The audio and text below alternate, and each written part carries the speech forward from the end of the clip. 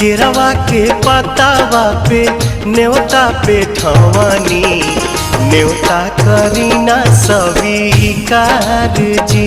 हाँ लिहिनाया रख मोर आदित्य गोसाइया परती के सुन ली पुकार जी।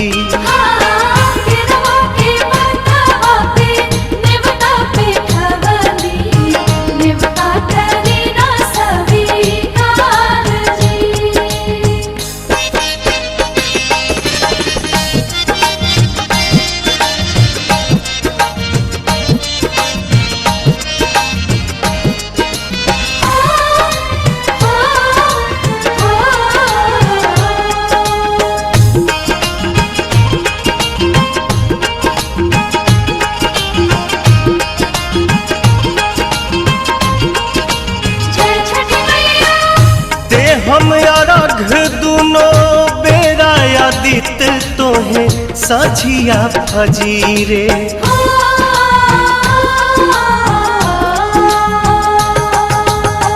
दूसरा अरघ देके मानव आशीष आके गंगा के तीरे। दिन के सहैया रौवे रोग हराइया जी रौवे से जग में जोर जी। हाँ केरवा के पतावा पे न्योता पे ठवानी न्योता करीना स्वीकार जी।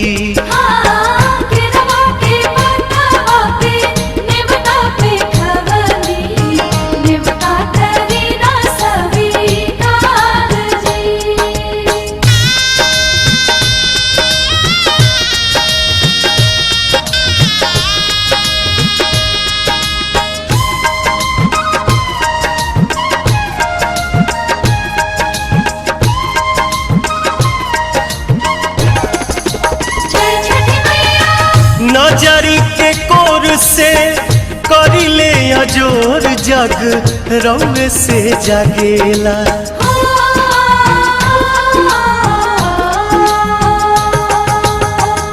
रौवे से रात होला रौवे से दिन काल चक्र चलेला।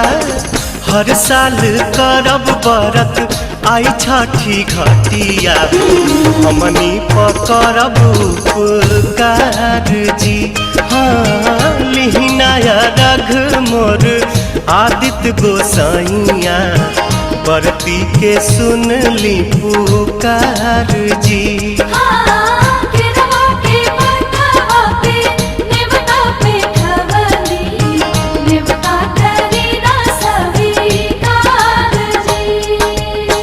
केरवा के पतावा पे न्योता पे ठवानी न्योता करीना स्वीकार जी। हाँ लिहिनाया रघ मोर आदित्य गोसाइया परती के सुन ली पुकार जी।